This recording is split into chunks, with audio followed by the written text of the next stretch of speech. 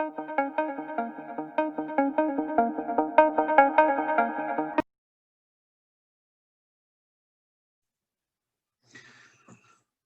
everyone, it's me, I'm back again. I hope you've all okay and managing to cope well with being in our lockdown, if you're in England, of course. Yeah, so I'm back again today with part 9 of England's most successful football club. So this is a brand new video for you today, and I hope you really enjoy it and find it informative and interesting. Yeah, so it's like I say, it's a brand new one for you. It's shiny and new and clean and bright and hot off the press, as they say. Anyway, so today I'll be looking at a number of clubs, and like I said to you before, today is only going to be 5 teams, because as we've been moving up, the teams are getting more and more successful. So I don't want to be boring you, listening to me ranting, rabbling on about different football teams for nearly an hour. So I'm going to try and keep this one down to about half an hour or so for you. Okay, so let's get started. Okay, so here we go. We're on the road again with the England's most successful football team series. And we're on episode 9, as I said. And the first team today on our list is Swindon Town, who finished 54th with 715 points. Now, Swindon Town, who are known as the Robins, were formed in 1879 as Swindon AFC. They then became known as Spartans the next year, before finally settling on the name of Swindon Town in 1883. So apparently their player, John Trollope, played 770 league games for the club between 1960 and 1980, which is a professional record in English football. And so that's a fantastic achievement to be able to play football at professional level for 20 odd years. Anyway, in 1911, they were runners-up to Manchester United in the FA Charity Shield, a game that Manchester United won 8-4, with Manchester United player Harold Halsey scoring 6 of United's goals that day. And that game was played in front of a crowd of over 10,000 at Stamford Bridge. Swindon had qualified for this game by winning the Southern League that year, and they obviously played the Football League champions from that season, from the previous season. Anyway, they were elected, Swindon Town were elected in the Football League in 1920, and they remained in the 3rd tier for 43 years.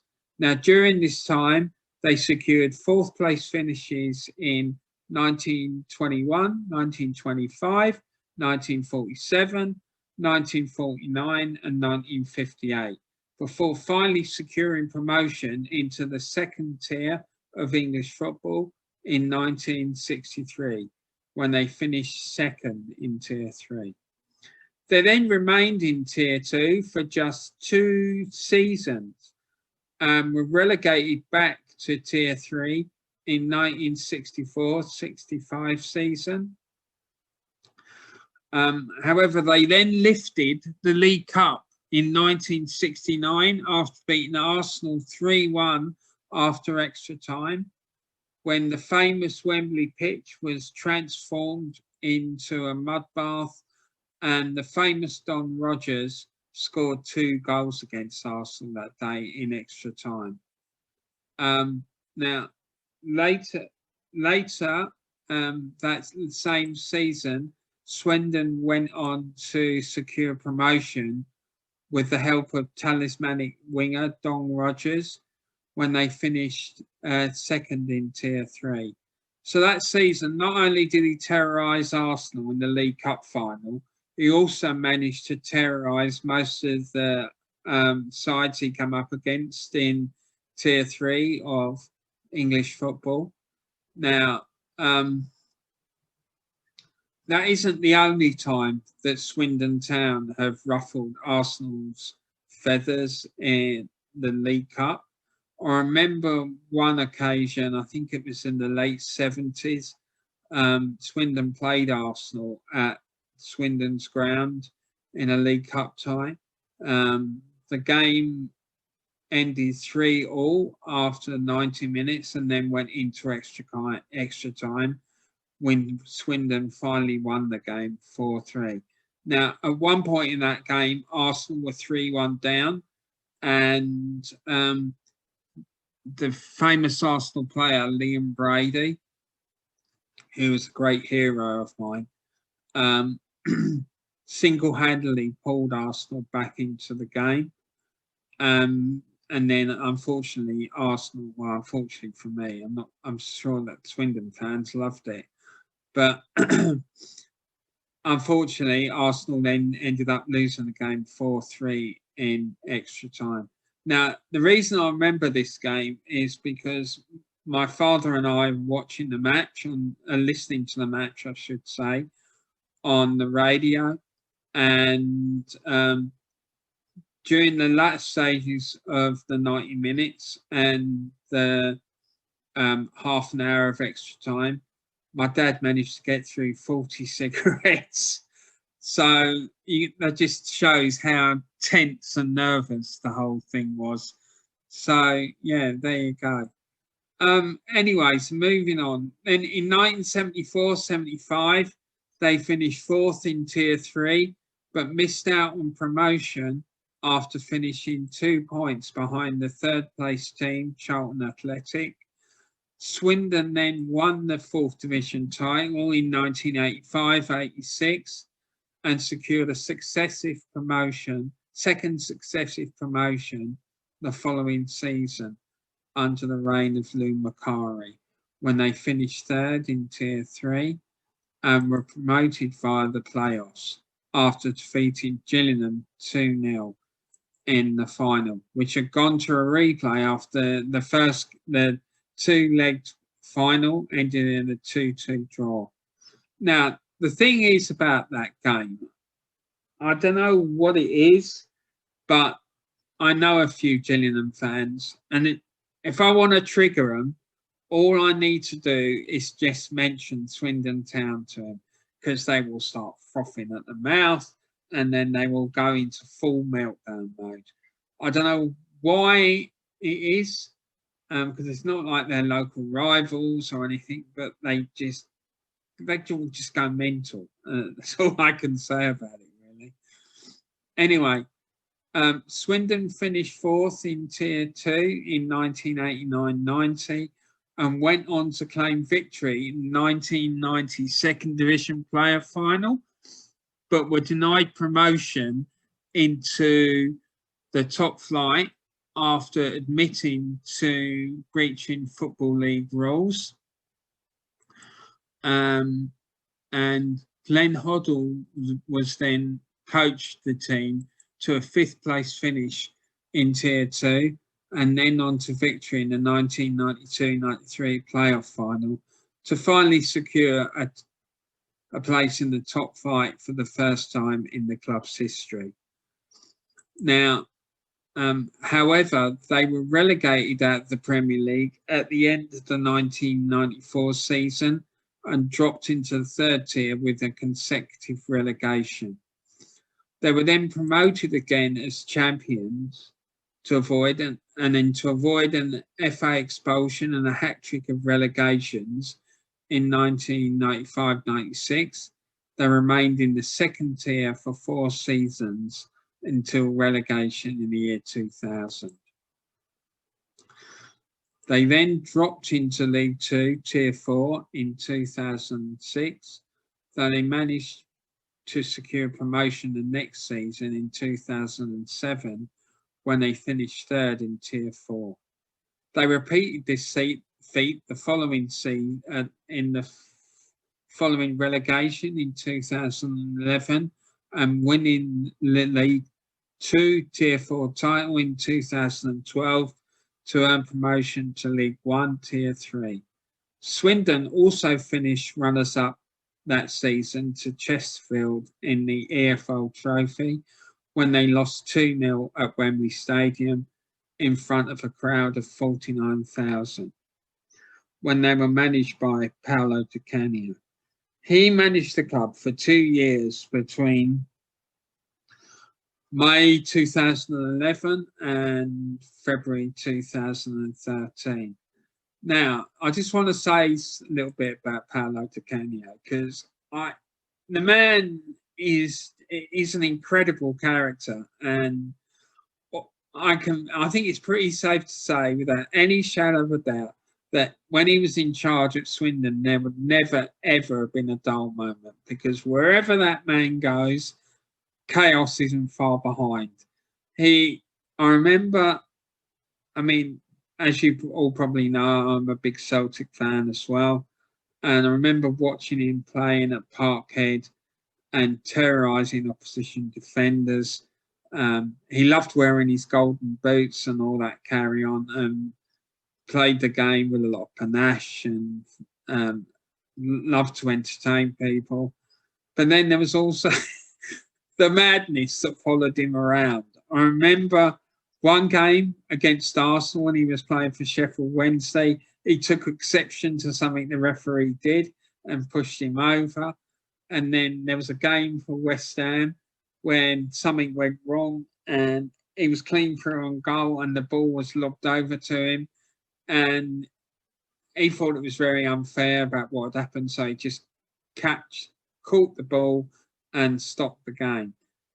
He's an incredible character. And if you have the opportunity, Google what Harry Redknapp has to say about managing Paulo Di Canio. He must have aged the poor man by about 20 odd years, I reckon. But anyway, yeah, he's an amazing character. He really is. Anyway, so in 2014-15, they secured a 4th place finish in Tier 3, but missed out on promotion. They say lost 4-0 to Preston North End in the playoff final. And then they won their 3rd League 2 Tier 4 title in 2019-20 season, which is obviously the season that was ransacked by the COVID-19 pandemic. So here we go. So on the merry-go-round we go. We're on the merry bus tour with the Mighty Warrants team talk.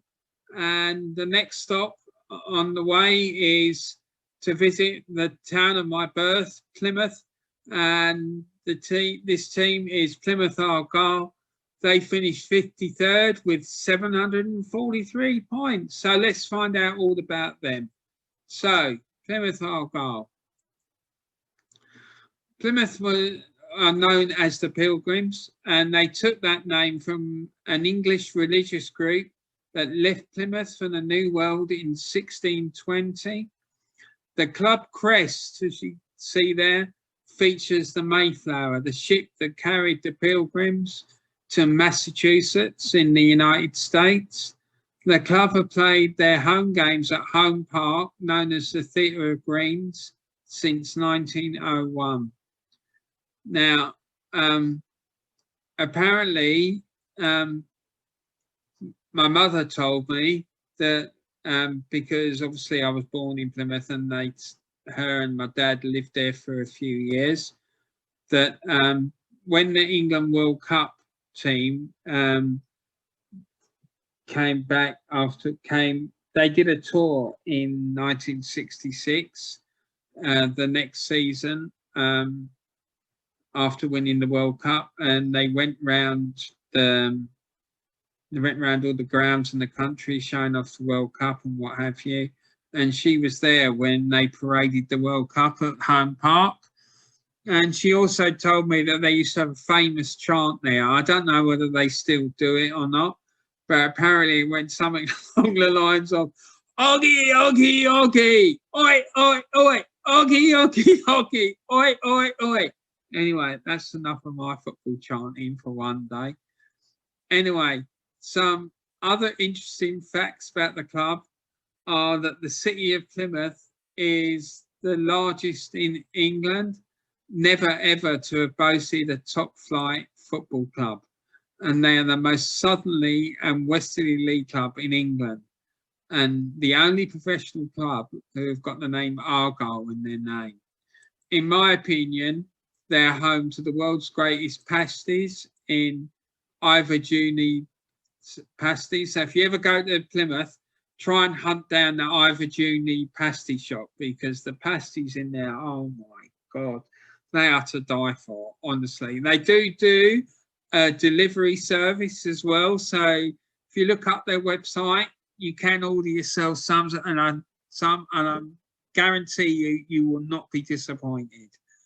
Anyway, the club originally named as Argyle when they were formed in 1886, before changing their name to Plymouth Argyle, and they won election into the Football League 3rd Division Tier 3 in 1920. They finished as runners-up on 6 consecutive occasions between 1922 and 27. They finished 3rd in 1928 and 4th in 1929. And then the next season, they finally won promotion as 3rd Division South Tier 3 champions in the 1929-30 season. In 1931-32, they finished 4th in Tier 2. And then a 20-year stay in the 2nd Division, Tier 2, ended in 1950.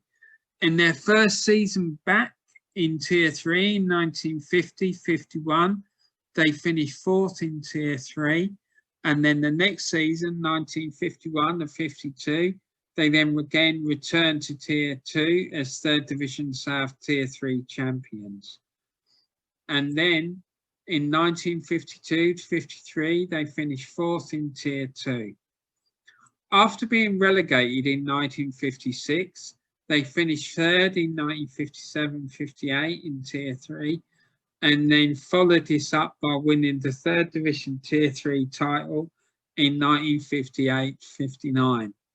Relegation then followed out of Tier 2 in 1968 season, and this was followed up in the 1974-75 season by finishing 2nd in Tier 3 and missing out on promotion, on the Tier 3 title by 1 point to Blackburn Rovers.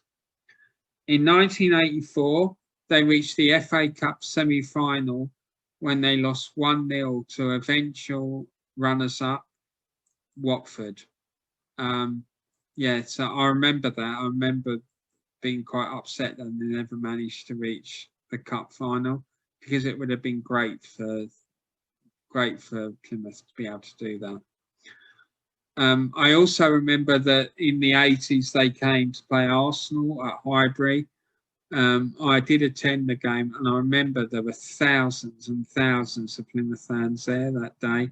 In fact, they had the whole of the clock end, and it was a game that Arsenal won very comfortably by 6-1.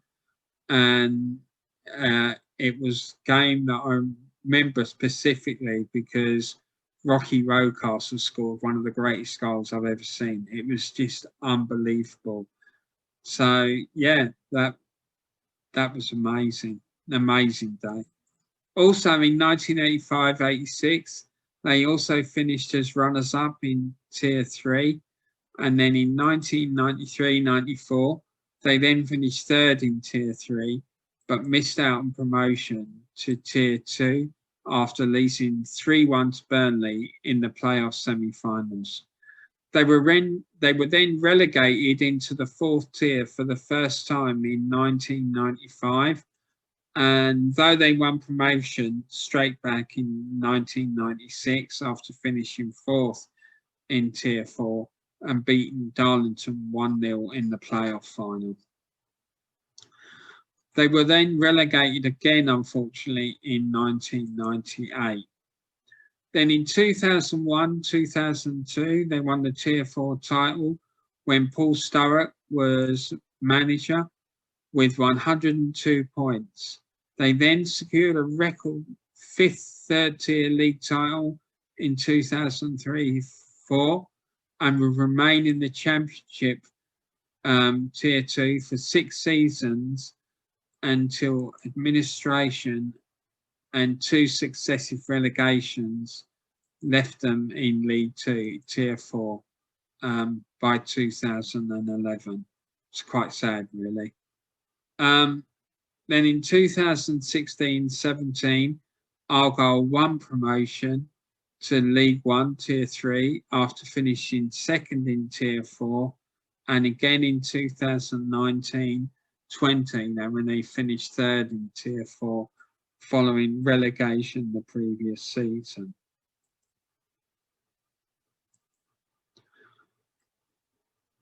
So yeah, that's the famous Plymouth Argyle. Okay, so the bus is on. It's on the road again, and we're pulling into Coventry City's ground because they're the next one on the list. They finished 52nd on my list with 746 points. Coventry City, nicknamed the Sky Blues because of the colour of their home strip.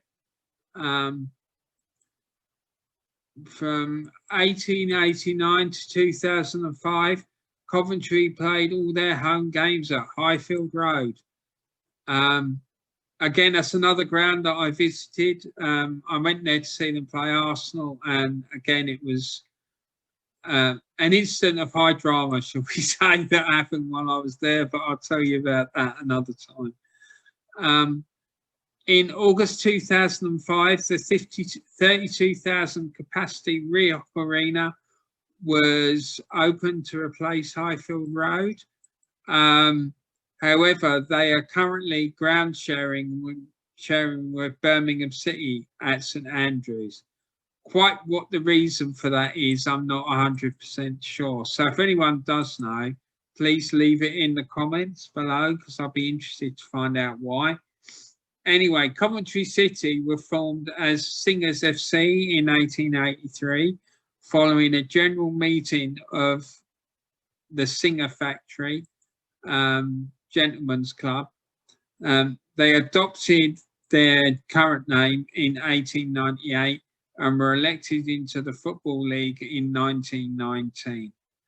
Relegation followed in 1925. However, the club secured 2nd and 3rd place finishes in 1933-34 and 34-35 in Tier 3 before going on to win the Tier 3 title in 1935-36 season. Then between 1938 and 39, they achieved back-to-back 4th place finishes in Tier 2, and in 1937-38 season, they missed out on promotion to Tier 1 by 1 point to Manchester United. The Sky Blues were then relegated in 1952, and they went on to win promotion in the inaugural 4th Division season in 1958-59.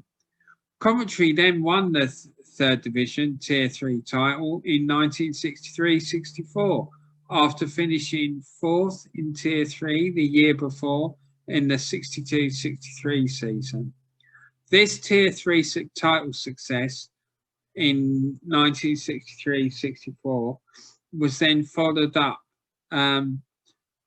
after a year of stabilisation in Tier 2 by securing a 3rd place finish in Tier 2 in 65 and 66, but they missed out on promotion to Tier 1 by 1 point to Southampton. And then in 1966-67, they won the 2nd Division Tier 2 title under the management of the infamous Jimmy Hill. Now, Jimmy Hill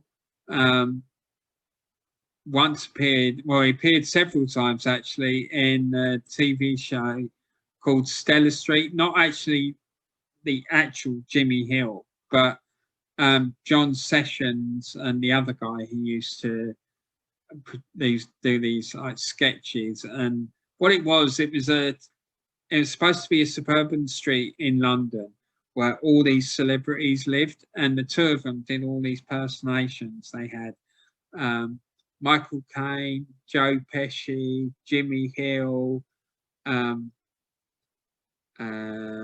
David Bowie. Who else was in there? I can't remember all the different ones, but it was absolutely hilarious. So I'm going to put a link in the description so that you can go and have a watch of one of the sketches that had Jimmy Hill in it, because it's absolutely hilarious. They've got him down to a T, I have to say. Anyway, in the 1970-71 season, the team competed in the European Intercity Fairs Cup but they were knocked out by Bayern Munich 7-3 on aggregate in the second round. Well, all I can say to that, boys, is at least you didn't lose 10-2 on aggregate like we did on one occasion when we played them in the Champions League. But Coventry City's only period in the top division to date lasted 34 consecutive years between 1967 and 2001. They won the FA Cup in 1987, the club's only major trophy, when they beat Tottenham Hotspur 3-2 in front of a crowd of 98,000 at Wembley Stadium. So that was a fantastic achievement, and one that I'm absolutely delighted about. I'm sure you'd probably guess that anyway. But I remember the next season at Highbury, the very first game of the season, all along the road, all the like merchandise sellers were all selling Coventry City scarves, flags, everything. It was absolutely hilarious. Anyway, the Sky Blues then lost 1-0 to Everton at Wembley Stadium in the following season's traditional season opening charity match, the FA Charity Shield. They then suffered further relegations in 2012 and 2017, though did manage also to win the EFL trophy in 2017 when they beat Oxford United 2-1. Coventry would then return to Wembley in 2018, beating Exeter City in the League Two Tier 2 playoff final after finishing the season in 6th place. And manager Mark Robbins then built on this success by leading the club to promotion back to the Championship as League One Tier 3 champions in the 2019-20 season. So I've just been joined by the famous H.G. Wells, because he's going to help us convert the Warren's Team Talk bus into a time machine, which is going to enable us to go and visit this next team, which is the Wanderers, who finished 51st in my league with 750 points. Wanderers Football Club are based in London, and in fact they still do actually play to this day. They were originally an amateur club founded as Forest Football Club in 1859, and then in 1864 they changed its name to Wanderers. Now, they comprised mainly of former pupils of the leading English public schools. Wanderers was among the most dominant teams of the early years of organised football and managed to win the FA Cup on 5 separate occasions, including defeating Royal Engineers in the very first FA Cup final in 1872. The club played only friendly matches until the advent of the FA Cup in 1871, with the rules often differing from match to match as various sets of rules were in use at the time. So depending who they were playing and where they were playing would depend on what rules they use. They won the FA Cup 3 times in succession in the late 1870s, a feat which has only been repeated once, which was done by Blackburn Rovers between 1884 and 1886. And 1871-72, Wanderers beat Royal Engineers 1-0 at Kennington Oval in front of 2,000 people. And then in 1872-73, they beat 2-0. They beat Oxford University, 2-0 at Lily Bridge in front of 3,000 people. In 1875-76, Wanderers beat Old Etonians 3-0, again at Kennington Oval, this time in front of a crowd of 1,500.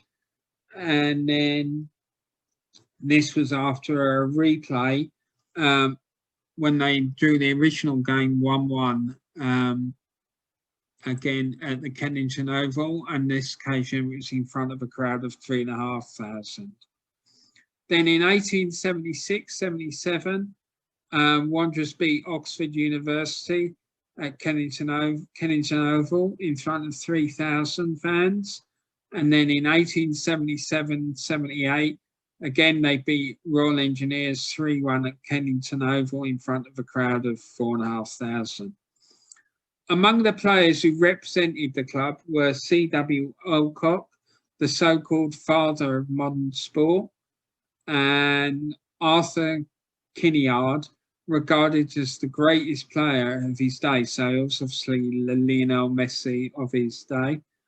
The club took its name from the fact that they never had a home stadium of their own, but they played at various locations in London and the surrounding area.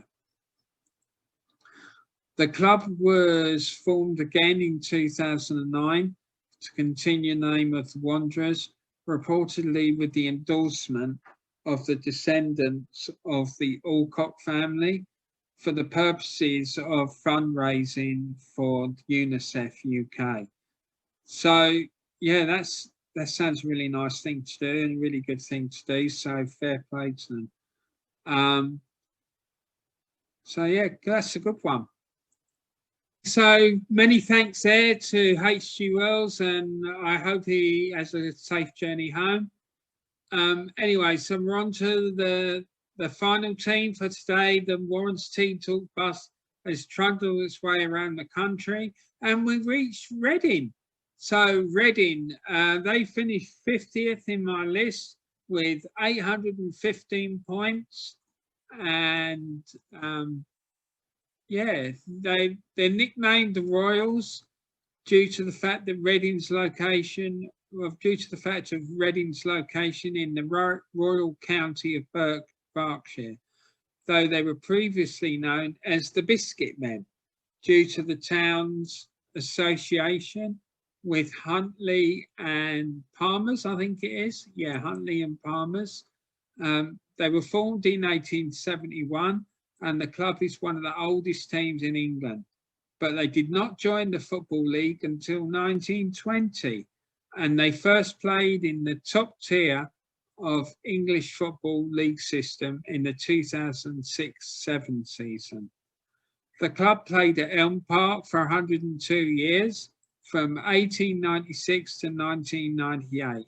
In 1998, the club moved to the Madejski Stadium, which is named after the club's former chairman, Sir John Madejski. I'm obviously butchered his name, so I'm really sorry about that. Anyway, the club achieved second place finishes in Tier 3 in 1931-32, 1935, 1949, 1952, and third place finishes in 1934, 36, 1951, and fourth place finishes in 1933 and 1967. But they did not win promotion in any of these seasons. Dear me. So that's a bit sad, isn't it? Going so close but being so far. Anyway, In the 1976 season, the Royals finished third in Tier 4 and finally won a promotion, which took them up to Tier 3. And then in the 1979 season, they won the Tier 4 title again to win promotion to Tier 3. Then in 1984, they won promotion to Tier 3 after finishing third in Tier 4. Then they've followed this success in 1984 by winning the Tier 3 title in 1986 to win promotion to Tier 2. They then repeated this success in 1993-94 season to win promotion to Tier 2 again. In their first season in Tier 2, after being promoted in 1994, they finished second in Tier 2 in 1995, but missed out on promotion to the Premier League after losing 4-3 and after extra time to Bolton Wanderers in the playoff final. Then in 2001, they finished third in Tier 3, but did not win promotion to Tier 2 as they lost 3-2 after extra time to Walsall in the playoff final. However, the pain of this defeat was raised the very next season in 2002 when they won automatic promotion to Tier 2 after finishing second in Tier 3. Then in the first season back in Tier 2, in 2003, they finished fourth in Tier 2, but missed out on promotion to the Premier League after losing 3-1 to Wolverhampton Wanderers in the playoff semi-finals. The following season, 2005-2006, the club destroyed their opponents in the Championship by winning the league with 106 points, which is a record for the number of points gained by a team in a professional league season. Blimey, that is a lot of points, isn't it? 106. Their overall record that season was as followed. They played 46 games, won 31, drew 13 and lost just 2 and got 106 points. Reading then finished 8th in the 2006-7 season, 2006-7 Premier League season, their first ever season as a top flight club. In 2008-9, Reading secured a 4th place finish in Tier 2, but missed out on promotion when they lost 3-0 on aggregate to Burnley in the playoff semi-finals. They then won the Tier 2 title again in 2011-12 and then finished third in the 2016-17 season, did not win promotion as they lost 4-3 to Huddersfield Town penalties in the playoff after the game ended in a 0-0 draw after 90 minutes and extra time. The club also holds a record for the number of successive league wins at the start of the season, with a total of 13 wins at the start of the 1985-86 season, third division season, Tier 3 campaign. So that's they looks like they've got a few records under their belt, so they've fair play to them. Yeah, so that's the last team for today. Thanks very much for watching the video. I hope you really enjoyed it. And yeah, I hope you enjoyed the story about Reading, because it's quite an interesting one, really, isn't it? So everyone, I hope you enjoyed today's video and you found it interesting and enjoyable. Don't forget to tune in again next Saturday when I'll have another video uploaded for you. So yeah, that'd be great. So I'm sure there'll be some good entertainment to be had there. And I hope you enjoyed all the stories today. So yeah, thanks very much for watching the video. And please remember to put a like on the video. And if you're new, please subscribe to the channel because it all helps. And remember, if you know anyone who you feel would enjoy watching the video, please pass it on to them. And if they like it, ask them to put a like on the video as well and subscribe and all that sort of stuff. Anyway, I hope you're all fine and you remember to stay safe and look after yourselves with all this madness that's going on in the world at the moment. Please take care of yourselves and remember, keep talking, everyone. And I look forward to seeing you next week. Thanks a lot, guys. Take care. Bye.